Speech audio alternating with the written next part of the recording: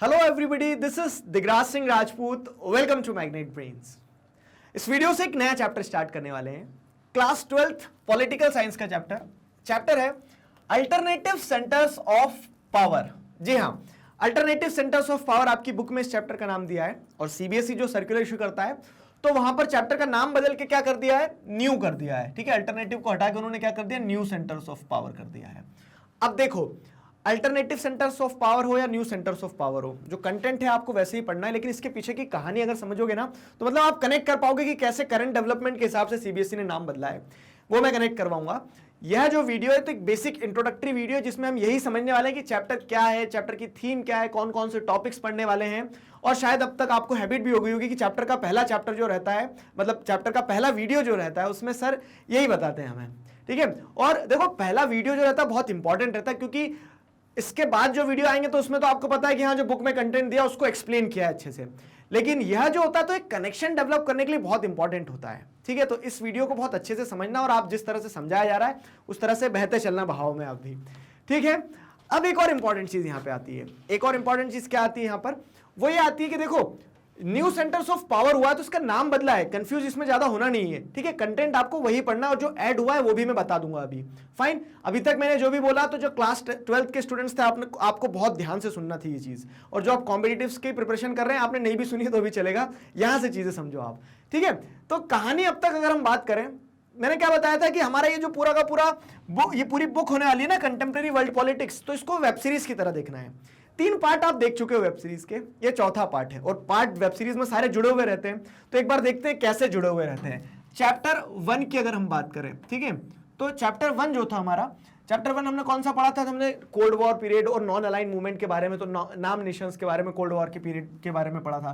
तो उस समय जैसे अगर आप देखोगे तो उस समय वर्ल्ड की स्थिति क्या थी, उस समय वर्ल्ड बायपोलर था। ठीक है, वर्ल्ड बायपोलर था, मतलब एक यूनाइटेड स्टेट्स ऑफ अमेरिका था और दूसरा यूएसएसआर था, सोवियत सोशलिस्ट रिपब्लिक जो था। ठीक है, union of Soviet socialist Republic. अब क्या है, तो वर्ल्ड 2 हिस्सों में बटा हुआ है, 2 हिस्सों में बटा हुआ है, पावर टशल था। तो इस तरह से चैप्टर 1 में हमने बायपोलर की स्थिति को समझा कि वर्ल्ड बायपोलर में, मतलब वर्ल्ड जो था वो बायपोलर वर्ल्ड था। अब क्या होता है, चैप्टर 2 में आपने क्या पढ़ा, तो चैप्टर 2 में आपने पढ़ा, देखो कनेक्शन डेवलप कर रहे हैं हम अभी और ये सबसे ज्यादा जरूरी है। चैप्टर 2 में आपने पढ़ा कि जो वर्ल्ड है, देखो अंडे की तरह हो रहा है वो, लेकिन समझ लेना। तो चैप्टर 2 में आपने क्या देखा था कि एंड ऑफ बायपोलरिटी, तो यूएस अपनी जगह पे ही है, लेकिन यूएसएसआर जो है ना, तो यूएसएसआर का क्या हो गया, यूएसएसआर खत्म हो गया, तो यूएसएसआर इस तरह से क्या हो गया, गिर गया खाई में। ठीक है, तो एंड ऑफ बायपोलरिटी में आपने देखा कि वर्ल्ड में जो तो बाय पोल्स थे तो एक पोल जो डिसइंटीग्रेट हुआ है। ठीक है, डिसइंटीग्रेशन हुआ है यहाँ पे, ये चीज समझ में आई। पिछला चैप्टर जो आप पढ़ के आए हो, चैप्टर 3, उसमें आपने क्या देखा कि अब क्योंकि दूसरा पोल ही नहीं था, वर्ल्ड क्या हो गया, अब यूनिपोलर बन गया। तो यहां पे जो डिसइंटीग्रेशन आपने समझा, डिसइंटीग्रेशन के बाद अब एक छत्र राज किसका रहेगा, यूएसए का। ठीक है, तो यूएसए जो है एक छत्र राज रहेगा यूएसए के मजे हो गए, एक तरह से वारे न्यारे हो गए। तो ये चैप्टर 3 में आपने समझा कि यूएसए जो है तो यूएसए फिर डोमिनेटिंग पावर रह गया। और यही चीज क्या दर्शाती है, यही चीज दर्शाती है जो वर्ल्ड में अलग अलग पावर सिस्टम होते हैं। ध्यान है, हमने पहले भी शायद डिस्कस किया इस चीज को कि एक समय था जब वर्ल्ड में पावर सिस्टम कैसा था, तो आप देखोगे तो यहाँ पे बायपोलर पावर सिस्टम है। बायपोलर मतलब 2 पावर सिस्टम है, तो 2 पावर सिस्टम था यहाँ पे वर्ल्ड में। ठीक है, तो यहां आप क्या देख रहे हैं, 2 पावर्स थी, 2 पावर सिस्टम हो गया। फिर आप देखोगे तो एक समय ऐसा आता है कि जब वर्ल्ड में क्या है, 2 पावर सिस्टम में से एक पावर जो डिक्लाइन हो रहा था, तो था तो अल्टीमेटली 2 पावर सिस्टम ही, लेकिन एक पावर डिक्लाइन हो गया। तो आपने चैप्टर 2 में वो पढ़ा था, the end of bipolarity. Chapter 3 में आपने क्या पढ़ के आया कि वर्ल्ड में यहां जो सिस्टम है वो कैसा है, वो यूनिपोलर हो गया। ठीक है, यूनिपोलर या फिर 1 कंट्री डोमिनेटिंग सिस्टम, पावर पूरी एक देश के पास में या फिर एक नेशन डोमिनेट कर रहा है इंटरनेशनल पॉलिटिक्स में, वर्ल्ड पॉलिटिक्स में, कंटेम्प्रेरी वर्ल्ड पॉलिटिक्स पढ़ रहे हैं ना। अब ये जो चैप्टर 4 है आपका, ये क्या कह रहा है, देखो ये चैप्टर 4 जो है, पहले इसका नाम क्या था, अल्टरनेटिव सेंटर्स ऑफ पावर। अब अल्टरनेटिव सेंटर्स ऑफ पावर में क्या, जैसे यूएसए तो है पावरफुल, मान के चल रहे हैं, उसकी हेजेमनी भी अभी पिछले चैप्टर में पढ़ के आए, लेकिन अब ऐसा नहीं है कि रशिया किसी काम का नहीं है। ठीक है, रशिया की भी अपनी पावर है, चाइना की भी अपनी पावर है, ठीक है, इंडिया की भी अपनी पावर है। फाइन, कनेक्ट कर पा रहे हो, साउथ अफ्रीका की अपनी पावर है, यूके की भी, यूनाइटेड स्टेट्स को भी ले लो यार, वो बोलेगा कि एक समय पे पूरी दुनिया मेरी हुआ करती थी, मुझे भूल ही जाते हो। ठीक है, तो यूनाइटेड स्टेट्स की, वो यूनाइटेड किंगडम की अपनी एक पावर है। ठीक है, ब्रिटेन वगैरह हो गया। फिर आप देखोगे तो जर्मनी को क्यों भूले हम, जर्मनी भी एक पावरफुल नेशन है। फाइन। तो ये सिस्टम जो आपको देखने को मिल रहा है, जहां पे क्या है कि पावर के मल्टीपल क्या है, मल्टीपल सोर्सेज है पावर के, ठीक है, पावर के जहां पे मल्टीपल सेंटर्स हो गए, तो ये सिस्टम क्या कहलाएगा, जैसे टू पोलर पावर सिस्टम होता है, यूनिपोलर पावर सिस्टम होता है, वैसे ही मल्टीपोलर पावर सिस्टम भी होता है, ठीक है, मल्टीपोलर पावर सिस्टम भी होता है। अब जरा इस डायग्राम को जो इतने प्यार से बनाया निहारो, थोड़ा समझ में आया कहानी क्या है। तो इस तरह से पावर सिस्टम जो है ना वर्ल्ड में वो शिफ्ट होता रहता है। हमने अभी तक वर्ल्ड को, कंटेम्प्रेरी वर्ल्ड को अगर देखोगे, कंटेम्प्रेरी वर्ल्ड पॉलिटिक्स को, तो टू पावर सिस्टम में समझा है, ठीक है, डिक्लाइन हुआ जो टू पावर सिस्टम का उसमें समझा है, यूनिपोलर सिस्टम में समझा कि जब एक छत्र राज था यूएस की हेजेमनी, आज भी है वो यूएस की हेजेमनी ऐसी कि कोई चैलेंज नहीं कर रहा था, ठीक है, लेकिन आज आप क्या देखोगे, तो आज इस तरह से मल्टीपल सेंटर्स ऑफ पावर जो है वो इमर्ज हुए हैं, ठीक। उसे हम चैप्टर में, किस चैप्टर के नाम के अंदर में पढ़ रहे हैं, अल्टरनेटिव सेंटर्स ऑफ पावर, ठीक है, alternative centres of power. Alternative शब्द क्या है, मतलब किसी और का आप क्या दे रहे हो, अल्टरनेट दे रहे हो, मतलब यूएस के पास पावर थी, आप उसका अल्टरनेट दे रहे हो, ठीक है, यूएस नहीं तो ये सारे देश। तो अब सीबीएसई ने क्या किया, नाम बदल के बस ये कर दिया न्यू सेंटर्स ऑफ पावर, तो मतलब मोहर लगा दी कि अल्टरनेटिव नहीं है, यही न्यू सेंटर्स ऑफ पावर है, आगे जाके इन्हीं देशों में से कोई एक नया सेंटर ऑफ पावर बनना है। और शायद जब वो चैप्टर हटाया है कि यूएस हेजेमनी, ठीक है, US hegemony in the world politics chapter हटाया ना, तो उसका मतलब क्या है कि यूएस की हेजेमनी खत्म हो रही है, वो सीबीएसई ने रिकॉग्नाइज कर लिया है, और उसकी जगह अब क्या है, दूसरे power, new centres of power आएंगे, उस चीज को बताया गया है, ठीक है, इंटरप्रिटेशन है, समझ में आया आपको, समझ में आई ये सारी चीजें। तो ये हमारी थीम चल रही है, इस तरह से हम चैप्टर्स को कनेक्ट कर रहे हैं, ठीक है। तो अब हम आते हैं वापस हमारे टॉपिक पर, ठीक है। तो ये अब तक की कहानी आपने पढ़ ली है। अब जैसे अगर हम देखें तो नाम में कंफ्यूजन मत होना, अब जैसे अगर हम देखें तो with the end of bipolarity world became a unipolar world, लेकिन वो जो यूनिपोलर वर्ल्ड बना ना, उसी के पैरेलल क्या है, there are some alternative centres of political and economic power which could limit the America's dominance. तो जैसे वर्ल्ड यूनिपोलर बना, तो दिखती बात है कि यूएसएसआर के डिसइंटीग्रेशन के साथ में जो दूसरा मेजर कंटेंडर था वो सक्सेसफुल दिखेगा, वो विजय दिखेगा, ठीक है, वो अपनी पावर को स्टैब्लिश करेगा, और वर्ल्ड यूनिपोलर वर्ल्ड रहा है।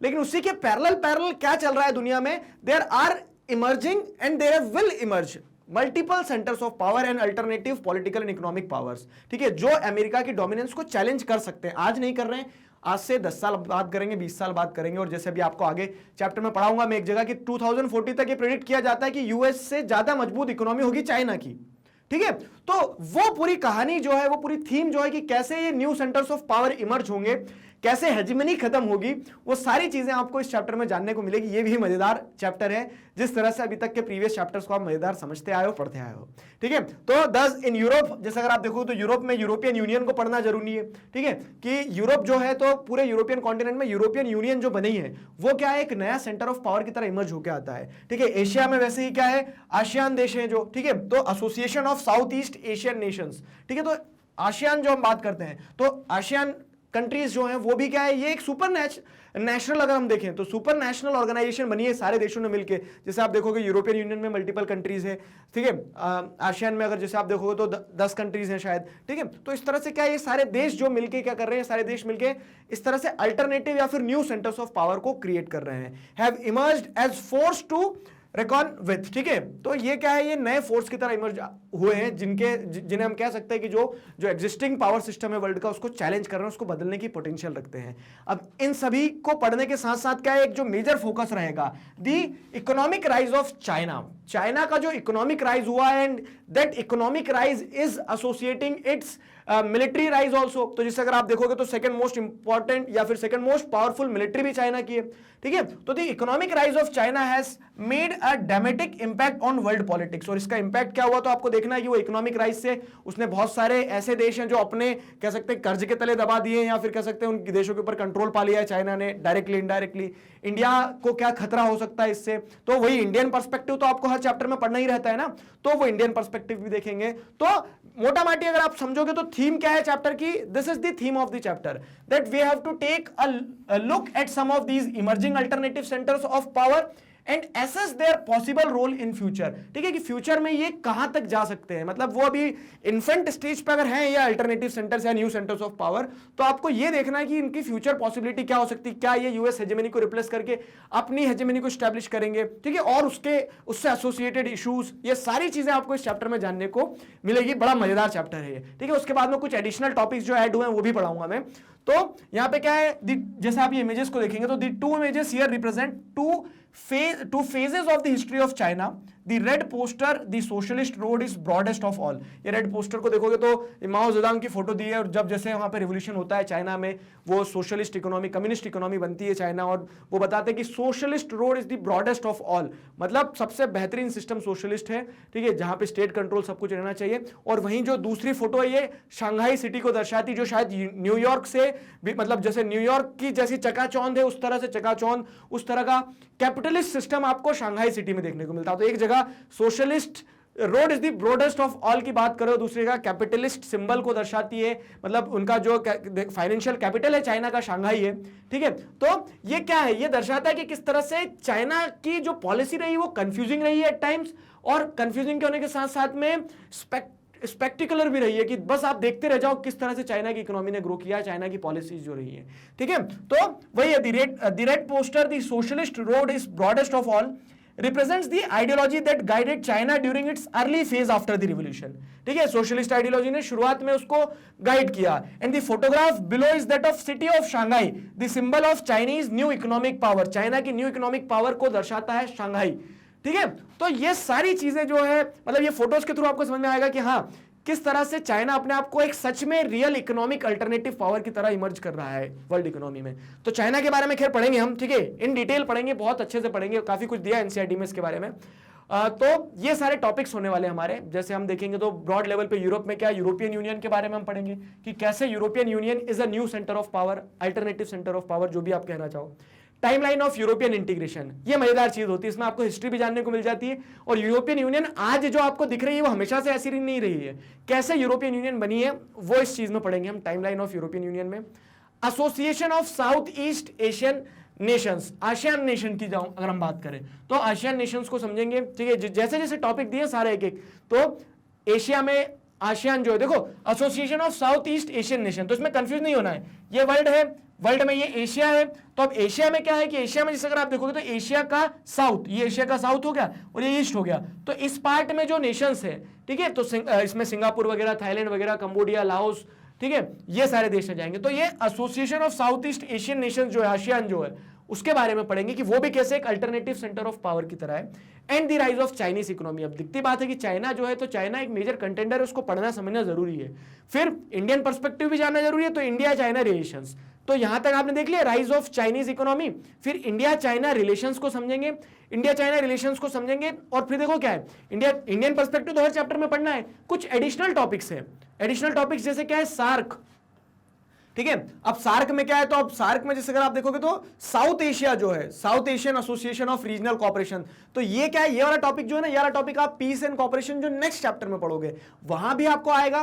खैर यहां भी बता दूंगा मैं, जिस तरह से आपने प्रीवियस चैप्टर्स में एडिशनल टॉपिक जो पढ़ते आए हो ना लास्ट में एकदम, तो ऐसे सार्क को समझेंगे, ठीक है, और सार्क मैं आपको वहां पे भी बताऊंगा पीस एंड कोऑपरेशन वाले टॉपिक में। फिर अगर हम बात करें किसकी, ब्रिक्स कंट्रीज की, ठीक है, तो ब्रिक्स कंट्रीज जो है, तो यहां पे क्या है, यहां पे जिस अगर आप देखेंगे तो ये एक पोटेंशियल ऑर्गेनाइजेशन के फॉर्म में देखा जाता है। अगर हम ब्रिक्स कंट्री की बात करें तो ये एक पोटेंशियल ऑर्गेनाइजेशन के फॉर्म में देखा जाता है, जो क्या करने वाला है, जो यूएस की हेजेमनी को चैलेंज करेगा, ठीक है। अगर आप कनेक्ट करोगे तो पिछले चैप्टर में जो आप पढ़ के आए हो, क्या पढ़ के आए हो पिछले चैप्टर में, मैंने आपको बताया था ना कि यूएस हेजेमनी को चैलेंज करने का एक रास्ता ये भी है कि इंडिया जो है डेवलपिंग नेशंस के साथ आए, कंबाइन हो, ठीक है, लेकिन कोई एक स्ट्रेटेजी हो नहीं सकती है, तो हम यूएस के साथ भी है, लेकिन यूएस को कह सकते हैं, यूएस की पावर के अगेंस्ट में कंसोलिडेशन में इस तरह से आपको ब्रिक्स नेशन के बारे में भी जानने को मिलेगा कुछ। ये क्या है, ये सारी चीजें भी पढ़ेंगे, और अल्टरनेटिव सेंटर्स ऑफ पावर में नेशंस के बारे में भी बताया गया है कुछ। तो जैसे चाइना है, तो चाइना अकेला एकमात्र देश नहीं है, रशिया भी हो सकता है, ठीक है, तो चाइना के बारे में तो बुक में पढ़ लोगे आप, रशिया भी हो सकता है, चाइना भी हो सकता है,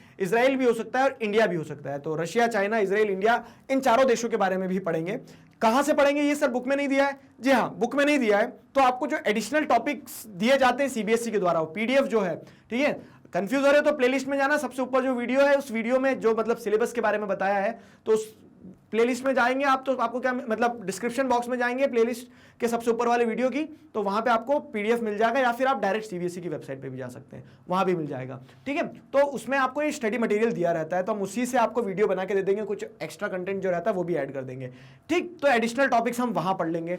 अब ये एडिशनल टॉपिक्स में से कंट्रीज हैं, तो कुछ कंट्रीज और हैं, जापान और साउथ कोरिया के बारे में आपकी बुक में बॉक्स में दिया है, तो उन्हें भी डिस्कस करेंगे। तो क्या होगा कि ये जो पूरा इशू है ना कि वर्ल्ड जब मल्टीपोलर ऑर्डर में आएगा, ठीक है, मल्टीपोलर ऑर्डर मतलब क्या, मल्टीपल सेंटर्स ऑफ पावर रहेंगे, तो उसमें कौन कौन हो सकते हैं कंटेंडर्स, तो सबके बारे में थोड़ा थोड़ा कुछ कुछ पढ़ेंगे, तो आपको एक ओवरऑल अंडरस्टैंडिंग वर्ल्ड पॉलिटिक्स की समझ में आ जाएगी। ठीक है, so this is all about. I hope आपको ये सारी चीज समझ में आई है। एक बेसिक इंट्रोडक्शन था, ठीक है, बेसिक इंट्रोडक्शन समझ में आया, तो इस तरह से 1 और 2 दो चैप्टर जो सिलेबस के थे 3 के साथ मिला के वो कंप्लीट कर लिया है। ये जो चैप्टर है इसको न्यू सेंटर्स ऑफ पावर कर दिया है। ऑर्गेनाइजेशंस में हम ये सब कुछ पढ़ेंगे, यूरोपियन यूनियन, आसियान जो बुक में दिया है, सार्क, ब्रिक्स जो है, तो ये हम आगे पढ़ेंगे। ठीक है, एडिशनल टॉपिक्स में नेशन में रशिया, चाइना, इजराइल, इंडिया, इन चारों देशों को समझेंगे। तो ये पूरी मोटा माटी मैंने आपको थीम बता दी है कि आखिर चैप्टर किस बारे में है और हम क्या क्या पढ़ने वाले हैं। आशा करते हैं यहां आपको सारी चीजें क्लियर हो गई है, क्रिस्टल क्लियर हो गई है। ठीक है, मैग्नेट ब्रेन्स पर इसी तरह से सारे सब्जेक्ट्स जो हैं, चैप्टर्स जो हैं, टॉपिक्स जो हैं, सब टॉपिक्स जो हैं, सब कुछ free of cost video lectures के फॉर्मेट में अवेलेबल है। इन वीडियो लेक्चर्स को आप YouTube पर देख सकते हैं और हमारी वेबसाइट पर भी देख सकते हैं। वेबसाइट पर आपको सारा सब कुछ अरेंज मिल जाएगा, ताकि आपको जो ढूंढने में प्रॉब्लम जाती है YouTube पर, आप उससे बेफिक्र हो जाएंगे। क्या करना है उसके लिए, magnetbrains.com सर्च करना है वेबसाइट पर, गूगल पर सिंपल सा आपके सामने इस तरह से एक वेबसाइट खुलेगी। वेबसाइट को सेलेक्ट करेंगे तो ऐसा कुछ इंटरफेस आएगा। उस इंटरफेस में आपकी जो क्लास है, आपको क्लास डिसाइड करना है। क्लास के बाद में आप कहां जाएंगे, क्लास के बाद में आपके जो क्लास डिसाइड करेंगे, तो उस क्लास में जितने भी सब्जेक्ट पढ़ाए जाते हैं, सारे सब्जेक्ट्स आपके सामने होंगे। जो सब्जेक्ट आपको पढ़ना है वो सब्जेक्ट तय करो। सब्जेक्ट तय करोगे तो उस सब्जेक्ट के चैप्टर, टॉपिक, सब टॉपिक सब कुछ आ जाएंगे। जो वीडियो देखना है उस वीडियो को वॉच नाउ पे क्लिक करना है और सीधा आपके सामने वीडियो सिंपल। ठीक है, सीधा आपके सामने वीडियो सिंपल। तो यहां से आप क्या कर सकते हैं, अपना सिलेबस कंप्लीट कर सकते हो। सिर्फ क्लास 12th का नहीं, अगर आप देखेंगे तो किंडरगार्टन से क्लास 12th तक सभी सब्जेक्ट, चैप्टर्स, टॉपिक, सब टॉपिक, सब कुछ इसी तरह से सिस्टमैटिक वे में वीडियो लेक्चर्स के फॉर्मेट में अवेलेबल है, जिन्हें आप घर बैठे देख सकते हैं। मिलते हैं नेक्स्ट वीडियो में, यूरोपियन यूनियन के साथ में स्टार्ट करते हैं चैप्टर को। Till then stay connected, keep learning. Thank you very much.